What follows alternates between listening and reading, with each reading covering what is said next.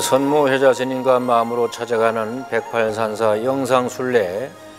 오늘은 경기도 여주군 복미산에 있는 신륵사입니다. 신륵이라는 것은 신통한 힘으로 무엇을 제압한다는 말입니다. 고려 고종 때 건너편 마을에 용마가 나타나 걷잡을 수 없이 사나움으로 사람들이 이를 붙잡을 수 없었는데, 이때 인당 대사가 나서서 말고삐를 잡으니 말이 순해졌으므로 실력으로 제압하였다 하여 신통할 신자, 또 제압한다는 뜻인 늑자를 합쳐서 신륵사라고 하였다고 합니다. 그리고 지금 이 신륵사 옆에 빈 공간, 이 공간에 오늘 여러분들은 여주 신륵사에 와서 나는 우리 가족을 위해서, 우리 서방님을 위해서, 우리 갑돌이 갑순이를 위해서 오늘 나는 이 엄마는 이 천년고찰 여주 신륵사에 와서 너희들이 앞날을 위해서 이렇게 빌었다. 소망의 글을 다 옆에 빈 여백에다가 다 쓰시고, 오늘 이 지역의 특산품인 여주의 신륵사를 와보니 여주의 특산품은 뭐가 있다고 그랬어요? 여주에 도자기가 있고, 여주에 고구마가 있고, 여주에 땅콩이 있고, 또 뭐가 있다고 했어? 여주 쌀이 유명하더라. 이거를 꼭 요 밑에다가 또 써놔야 돼. 그러면 훗날 여러분들이 아들, 딸, 며느리, 손자, 손녀, 며느리가 이 책을 보면은 일신행 교과서가 되고 가보가 되고 백과사전이 됩니다. 음식 백과사전도 될 것 같아. 알겠어요? 이따가 오늘 여기서 못 쓰면 집에 가서 저녁에 꼭 쓰세요. 조선의 억불 정책으로 신륵사는 위축되었지만, 그러나 광주의 대모산에 있던 조선 세종대왕의 영릉을 여주로 이장한 이후부터 왕실에서 신륵사를 영릉의 원찰로 삼을 것을 결정하였고, 8개월 만에 200여 칸의 건물을 보수 또는 신축하였답니다. 풍광이 뛰어난 곳에 위치한 신륵사는 남한강 상류인 여강의 물이 감싸는 나지막한 복미산 남쪽 그 기슭에 자리 잡은 고찰입니다. 신륵사는 고려 우왕 때인 1376년 나홍선사가 입적하면서 유명한 절이 되었습니다. 당시 양조 해암사에 머물던 나홍스님은 왕명을 받고 갑작스럽게 밀양 영원사로 떠나게 되었는데, 이에 얽힌 사연이 있습니다. 나홍 화상이 해암사를 중수하고 낙성회를 여는데 비단과 곡식을 가져다 공양하는 여인네들이 귀천을 따질 것 없이 몰려들어 생업을 포기할 정도였다고 합니다. 나중에는 조정에서 사신을 보내어 산문을 닫아도 막을 수 없는 정도에 이르렀고, 급기야 유학자들이 탄핵함에 따라 조정에서는 나홍 스님에게 밀양 땅 영원사로 한시바삐 떠나라고 명령했던 것입니다. 나홍 스님은 이미 병이 깊었지만 왕명이 떨어졌으니 길을 달려 이곳 신륵사까지 왔지만, 몸이 아파 나홍 스님은 더 이상 못 가겠다며 신륵사로 들어갈 것을 재촉하였고, 이곳에서 입적하게 되었습니다. 나홍 선사는 1376년 5월 15일 신륵사에서 갑자기 입적하니 나이가 57세였습니다. 나홍 스님은 청사는 나를 보고 말없이 살라하네, 창공은 나를 보고 티없이 살라하네, 썩냄도 벗어놓고 탐욕도 벗어놓고 물같이 바람같이 살다 가라 하네 하는 청산가를 지은 분이십니다. 신력사에는 많은 문화재가 있습니다. 나홍 화상이 이곳에서 입적하자 신력사 앞에서 답의를 한 후 사리는 8월 완공된 성탑에 모셔졌습니다. 또 그의 정골 사리는 신력사에서 우왕 때에 따로 성탑을 만들어 모셨습니다. 신력사 조사당은 지금 나홍 화상, 무학대사, 자초 3대 화상의 진영을 모신 곳으로 보물 제180호로 지정되어 있습니다. 세 사람은 서로 간의 관계가 돈독했던 스승과 제자로 고려말 기울어가는 불교계에 한가닥 빛이 되었던 스님들입니다. 신력사 다층 전탑은 보물 226호인데 동남쪽 강가에 세워진 이 전탑은 강을 오가는 배들에게 위험을 알리는 등대와 같은 구실을 하였을 것으로 추정합니다.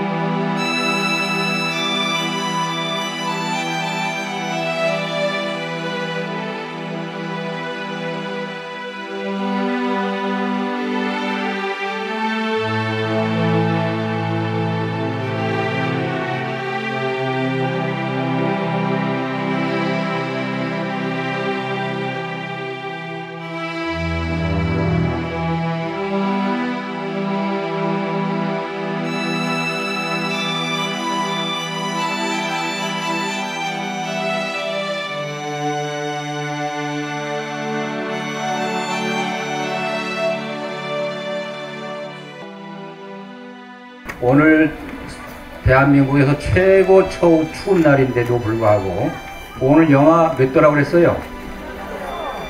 몇 도? 영하 16도인데 체감 온도는 영하 20도랍니다. 영하 20도 되는데 여러분들이 여기 앉아서 기도한다는 건 대단한 거예요. 이건 부처님께서 눈을 안 뜰 수가 없어.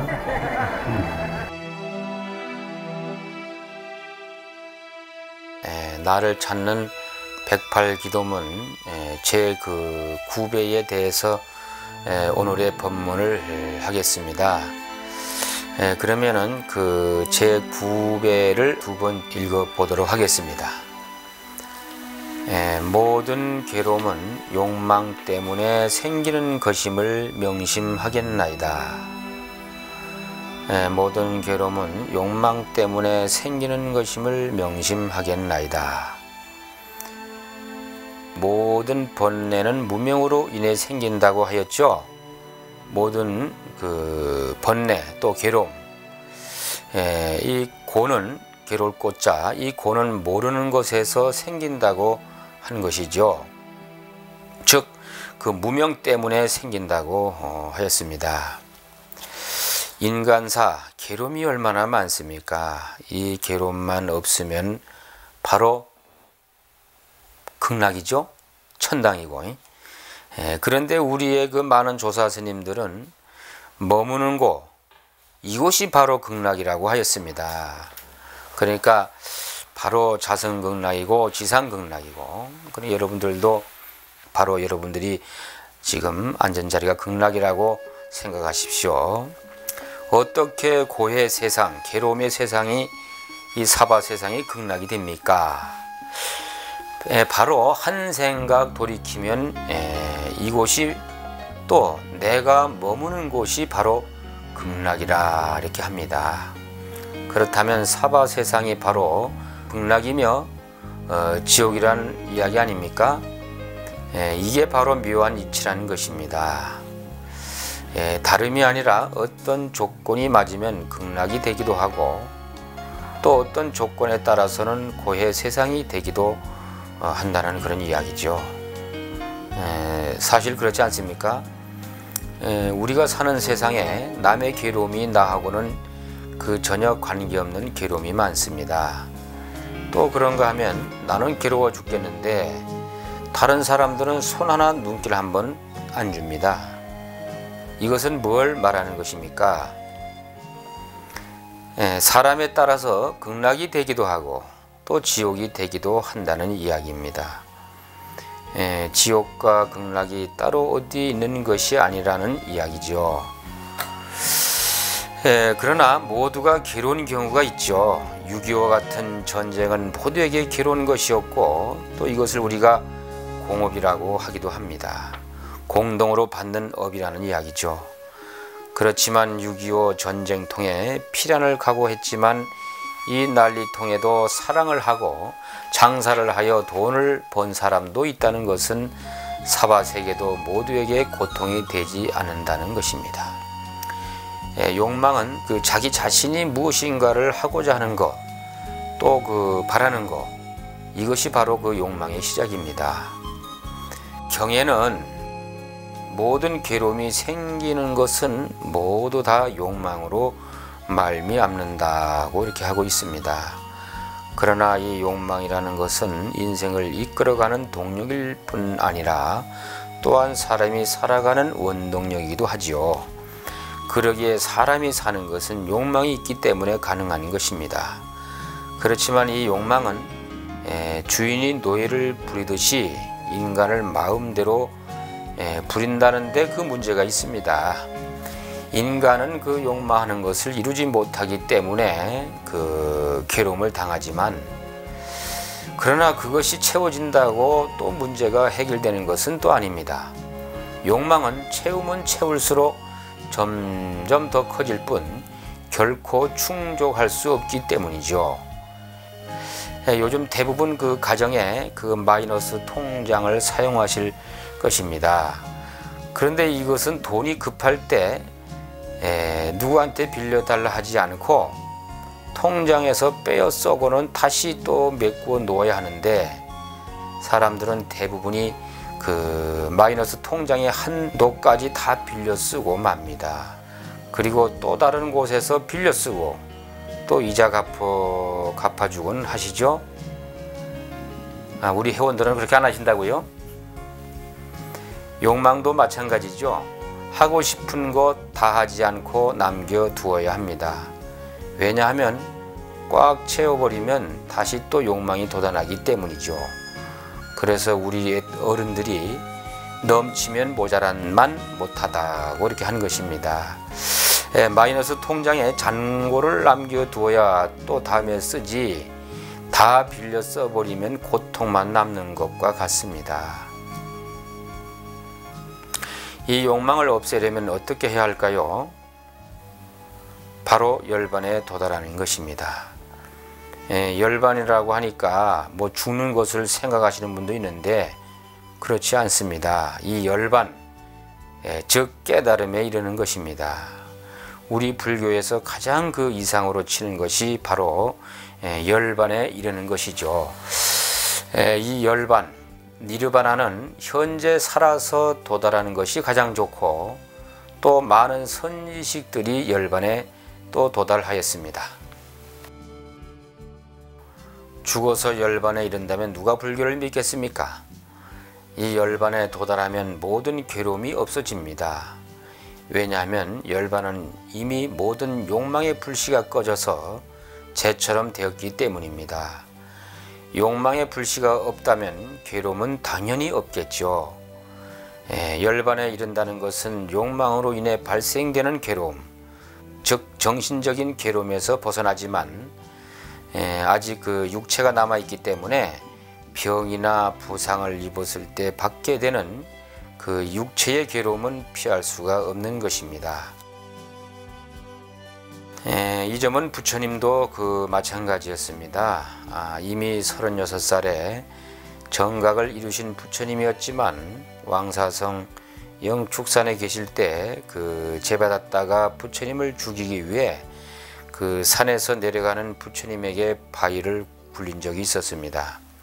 다행히 부처님은 크게 다치지 않았고 발등을 다쳐 피를 흘려 괴로워한 적이 있습니다.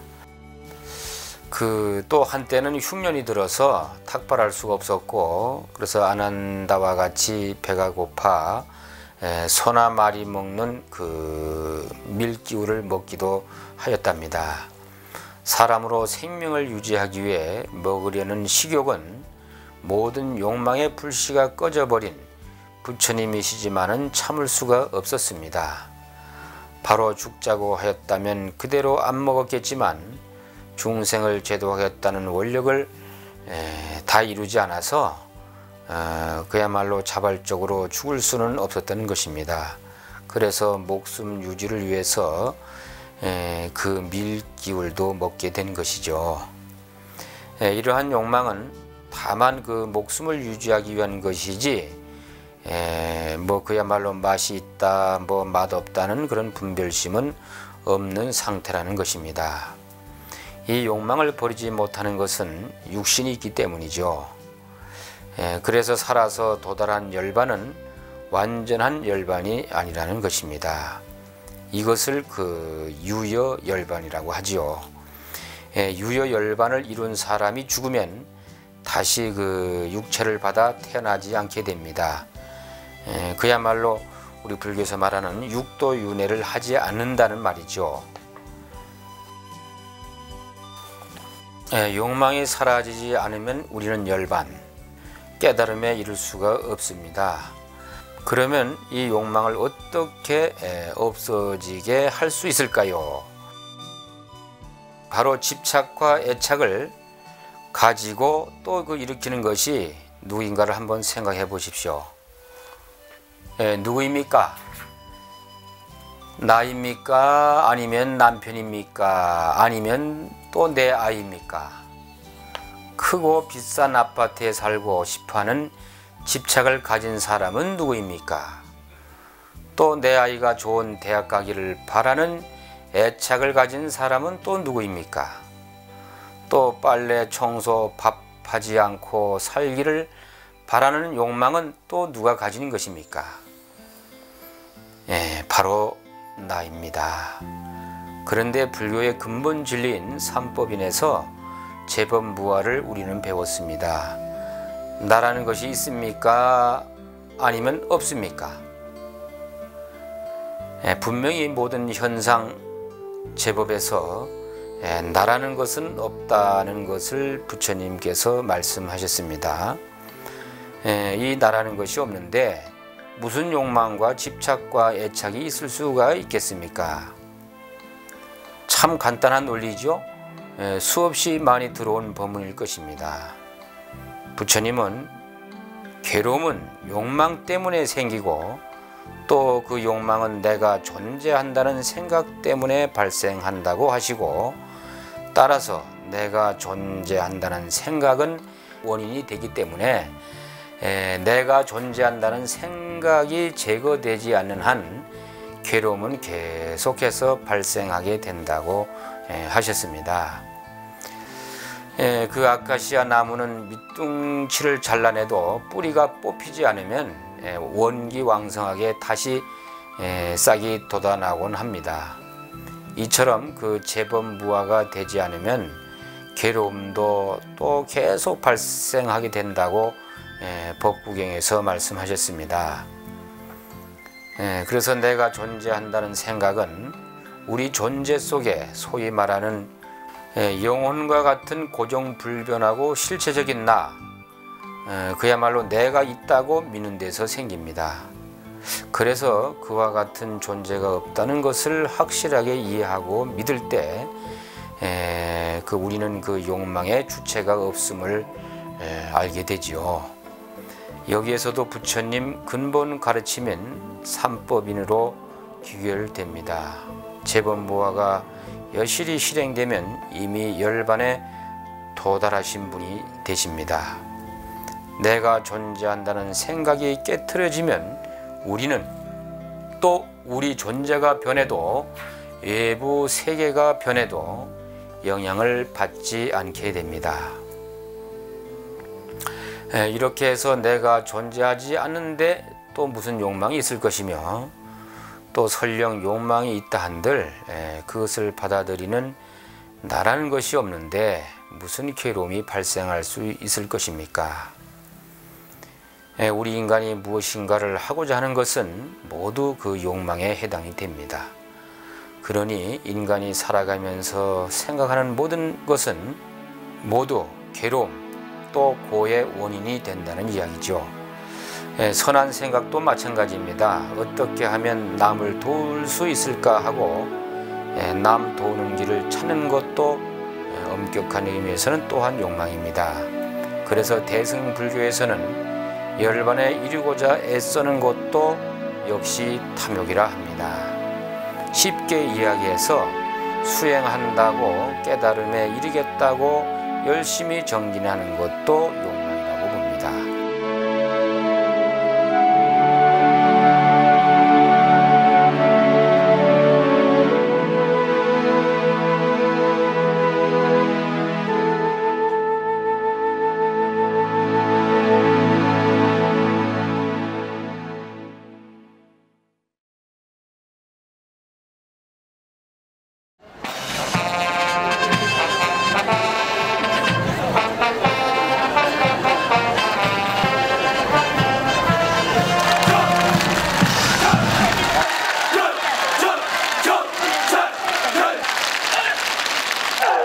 지금 보시는 단전 호흡은 체내에 분산된 기를 집중시키는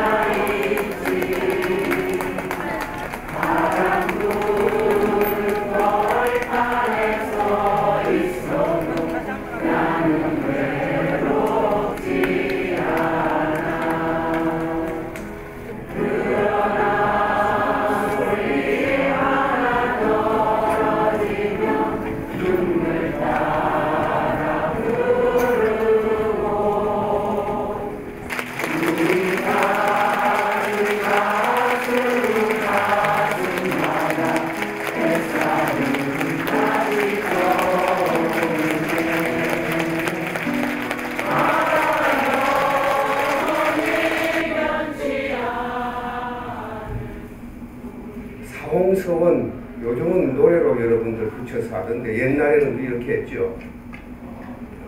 중생무변서원도 번뇌무진서원단 법문무량서원하 불도무상서원서.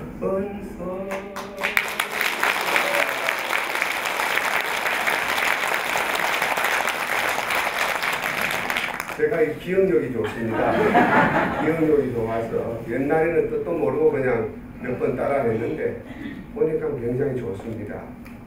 온 세상 중생들이 다 이 도에 이르기를 바라지 않습니까? 중생무변소원도.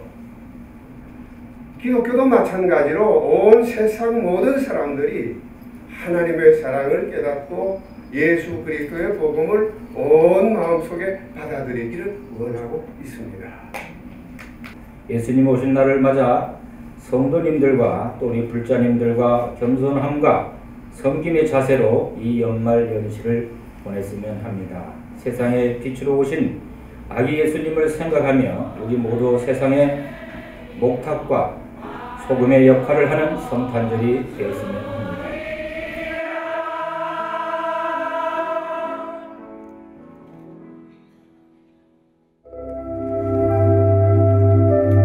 나도 웃고 나이 곳도 없음을 알아 만사에 집착하지 않겠나이다.